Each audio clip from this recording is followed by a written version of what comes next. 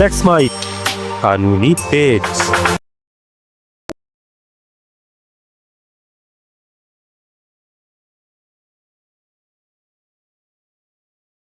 Let's mic कानूनी page पर मैं अब्दुल हनीफ और आज हम बात करने वाले हैं अक्टूबर 2025 में सुप्रीम कोर्ट के दिए कुछ ऐसे मामलों के बारे में जो न सिर्फ आमजन के लिए लाभदायक हैं बल्कि जिनकी जानकारी एक वकील के बुनियादी समझ को भी बढ़ाने वाली है। तो चलिए एक एक करके निर्णयों को समझते हैं और देखते हैं इनका भारतीय न्याय व्यवस्था पर क्या प्रभाव पड़ेगा। Chief justice B R. गवई और जस्टिस के विनोद चंद्रन की पीठ राहुल अग्रवाल बनाम स्टेट ऑफ वेस्ट बंगाल के मामले की सुनवाई कर रही थी। इस मामले में सुप्रीम कोर्ट को यह तय करना था कि क्या मजिस्ट्रेट किसी व्यक्ति, चाहे वह अभियुक्त हो या गवाह, ऐसे व्यक्तियों को आवाज का नमूना देने के आदेश दे सकता है। सुप्रीम कोर्ट ने इस मामले पर फैसला सुनाते हुए कहा कि हाँ, मजिस्ट्रेट को ये अधिकार है और ये अधिकार न केवल अभियुक्त तक सीमित है बल्कि गवाहों तक भी विस्तृत है। सुप्रीम कोर्ट ने यह भी स्पष्ट किया कि आवाज, उंगलियों के निशान, डीएनए या लिखावट जैसे नमूने साक्ष्य नहीं बल्कि भौतिक साक्ष्य यानी फिजिकल एविडेंस माने जाते हैं। इसलिए इन्हें लेने से संविधान के अनुच्छेद 20 सब क्लॉज 3 यानी आत्मदोष के विरुद्ध संरक्षण का उल्लंघन नहीं होता। यह फैसला 2019 के रितेश सिन्हा बनाम स्टेट ऑफ यूपी के निर्णय की भी पुष्टि करता है, जहां कोर्ट ने कहा था कि न्यायिक मजिस्ट्रेट अभियुक्त के अलावा अन्य व्यक्ति से भी आवाज का नमूना मांग सकता है। सुप्रीम कोर्ट का यह फैसला जांच एजेंसियों के लिए बेहद खास है। कई बार ऐसे मामलों में जहां आरोपी के बजाय गवाहों के बयानों की सत्यता जांच की जानी होती है, वहां आवाज के नमूने बेहद सहायक सिद्ध हो सकते हैं। ये कोर्ट ने स्पष्ट किया कि ट्रायल कोर्ट के दौरान गवाह भी आवाज के नमूने देने के लिए बाध्य हो सकता है। यह फैसला तकनीकी साक्ष्यों की बढ़ती भूमिका को मान्यता देता है, एक ऐसा समय जब डिजिटल साक्ष्य और ऑडियो रिकॉर्डिंग के आपराधिक मुकदमों में निर्णायक साबित हो रहे हैं। एक अन्य मामले में सुप्रीम कोर्ट ने कोर्ट और प्रोसिक्यूशन को एक अहम चेतावनी देते हुए कहा कि गवाहों को पक्षद्रोही यानी होस्टाइल विटनेस घोषित करना कोई नियमित या औपचारिक प्रक्रिया नहीं है। सुप्रीम कोर्ट शिव कुमार उर्फ बालेश्वर यादव बनाम स्टेट ऑफ छत्तीसगढ़ के एक मामले की सुनवाई कर रही थी। इस मामले में जस्टिस बी.वी. नागरत्ना और जस्टिस के.वी. विश्वनाथन की पीठ ने कहा कि सिर्फ मामूली विसंगतियां या याददाश्त की त्रुटियों के आधार पर गवाह को पक्षद्रोही घोषित करना उचित नहीं है। यह कदम तभी उठाया जाना चाहिए जब गवाह पूरी तरह से अभियोजन के खिलाफ चला गया हो या झूठ बोल रहा हो या स्पष्ट शत्रुता नजर आ रही हो। अक्सर अभियोजन पक्ष जल्दबाजी में अपने पक्षकारों को होस्टाइल घोषित कर देता है ताकि जिरह के दौरान लचीलापन मिल सके, लेकिन सुप्रीम कोर्ट ने कहा यह विवेकाधिकार केवल असाधारण परिस्थितियों में ही प्रयोग में लिया जाना चाहिए। यह फैसला भारतीय साक्ष्य अधिनियम की धारा 154 और अब नई साक्ष्य अधिनियम 2023 की धारा 157 की व्याख्या को नया स्वर देता है। इस मामले पर न्यायालय ने कहा कि हमारे सामने बार बार ऐसे मामले आते हैं जहां प्रोसिक्यूशन बिना किसी ठोस कारण के गवाहों को पक्षद्रोही घोषित करने की मांग करता है और अदालतें इसे सहज रूप से स्वीकार कर लेती है। यह प्रवृत्ति न्याय के लिए हानिकारक है। यह निर्णय न्यायिक विवेक के उपयोग की सीमाओं को स्पष्ट करता है और यह सुनिश्चित करता है कि गवाहों पर अनावश्यक दबाव न बनाया जाए।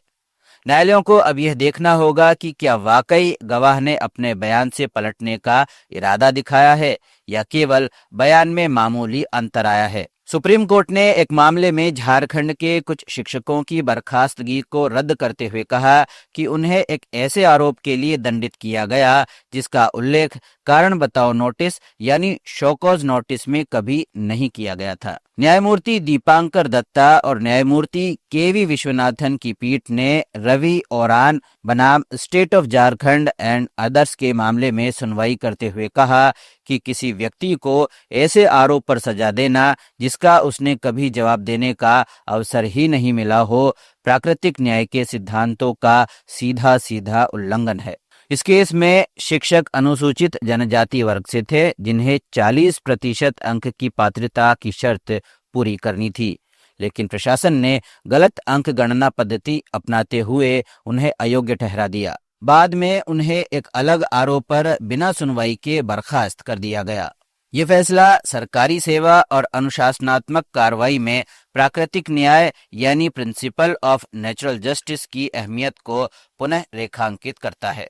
सुनवाई का अधिकार, सूचना का अधिकार और उचित प्रक्रिया, ये सब अनुच्छेद 14 और 21 के मूल सिद्धांत हैं।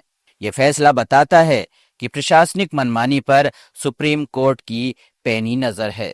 किसी भी नागरिक को तब तक दोषी नहीं ठहराया जा सकता जब तक उसे अपने बचाव का पूरा अवसर न दिया जाए। सुप्रीम कोर्ट ने सिविल प्रक्रिया संहिता सीपीसी के ऑर्डर 7 रूल 11 से संबंधित मामले में कहा है कि वाद पत्र को खारिज करने के लिए केवल उसी के कथनों पर विचार किया जाएगा।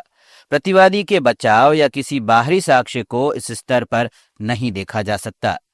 न्यायमूर्ति जेबी पारदीवाला और न्यायमूर्ति मनोज मिश्रा की पीठ ने करम सिंह वर्सेस अमरजीत सिंह व अन्य के मामले में सुनवाई कर रही थी। अक्सर अधीनस्थ अदालतें प्रतिवादी के जवाब या दस्तावेज को देखकर यह तय कर लेती है कि मामला टिकेगा या नहीं, लेकिन सुप्रीम कोर्ट ने साफ कहा यह तरीका गलत है। वाद पत्र की वैधता सिर्फ उसमें लिखे गए तथ्यों से ही की जाएगी। यह फैसला ट्रायल कोर्ट के लिए एक महत्वपूर्ण मार्गदर्शक है। यह सुनिश्चित करता है कि वादी को अपनी बात रखने का पूरा अवसर मिले, प्रतिवादी की दलीलों से पहले ही मामला खारिज न हो। सरल शब्दों में कहा जाए तो अगर कोई व्यक्ति दावा करता है कि उसका अधिकार छिन गया तो अदालत पहले उसकी पूरी बात सुनेगी। बचाव पक्ष की कहानी बाद में सुनी जाएगी, शुरुआत में नहीं। इसी तरह एक अन्य मामले में सुप्रीम कोर्ट ने एक महत्वपूर्ण निर्णय दिया। सुप्रीम कोर्ट ने N and others versus state of Karnataka के मामले में कहा कि जब किसी मामले के लिए न्यायाधिकरण यानी ट्रिब्यूनल उपलब्ध हो तो उच्च न्यायालय को अपनी रिट अधिकार क्षेत्र आर्टिकल 226 का प्रयोग नहीं करना चाहिए। यह फैसला L Chandra Kumar versus union of India 1997 के निर्णय की एक बार फिर पुष्टि करता है, जहां सिद्धांत दिया गया था कि जहां एक प्रभावी वैकल्पिक उपाय उपलब्ध हो वहां सीधे उच्च न्यायालय जाना अनुचित है। इस मामले में कर्नाटक में 15,000 प्राथमिक विद्यालय शिक्षकों की भर्ती को लेकर विवाद चल रहा था। याचिकाकर्ताओं ने सीधे हाईकोर्ट का दरवाजा खटखटाया, जबकि सेवा विवादों के लिए कर्नाटक राज्य प्रशासनिक न्यायाधिकरण का रास्ता खुला हुआ था। सुप्रीम कोर्ट ने कहा कि जब तक कोई विशेष मंच जैसे न्यायाधिकरण पहले से मौजूद हो तो उसी मंच से न्याय लेना जरूरी है, वरना ये समानांतर न्याय व्यवस्था की अराजकता को पैदा करेगा। यह फैसला न्याय प्रणाली के अनुशासन और संरचना को मजबूत करता है। अब सेवा विवादों या प्रशासनिक मामलों में याचिकाकर्ताओं को पहले ट्रिब्यूनल के समक्ष जाना होगा। अक्टूबर 2025 में दिए गए इन 5 फैसलों में सुप्रीम कोर्ट ने 5 अलग अलग क्षेत्रों को छुआ है। इन सभी निर्णयों का मूल संदेश यही है, न्याय केवल परिणाम नहीं बल्कि प्रक्रिया भी है। जब प्रक्रिया पारदर्शी, निष्पक्ष और संविधान के अनुरूप होती है तभी न्याय की वास्तविक भावना साकार होती है। सुप्रीम कोर्ट ने अपने इन ताज़ा फैसलों से एक बार फिर ये साबित किया है कि न्याय केवल शब्दों में नहीं बल्कि क्रियान्वयन में भी जीवित रहना चाहिए। लेट्स माइक के कानूनी पेज पर फिलहाल इतना ही। अगर आपको इन सभी मामलों की साइटेशन या पूरी डिटेल चाहिए तो हमें डीएम करें। साथ ही हमारे ऐप को डाउनलोड करें, हमारे YouTube channel, Facebook page, Instagram को सब्सक्राइब करें ताकि आपको कानून से जुड़ी ताज़ा तरीन जानकारी लगातार मिलती रहे। फिलहाल इतना ही। अगले एपिसोड में आपके लिए सुप्रीम कोर्ट के नए और ताज़ा तरीन फैसले लेकर एक बार फिर आपके सामने हाजिर होंगे। तब तक के लिए नमस्कार। आप सुन रहे थे let's mic more than radio. Follow कीजिए हमें हमारे सोशल मीडिया प्लेटफॉर्म्स पर। It's time for news. It's time for more than radio. Presenting the first radio news app, Let's Mic. Let's Mic, a news-based app on your phone where you get to watch and listen news, talk shows, interviews, radio show podcasts. On Let's Mic, you get all relevant information of TV, print, radio, podcast, and digital. Let's Mic talks about every segment of life.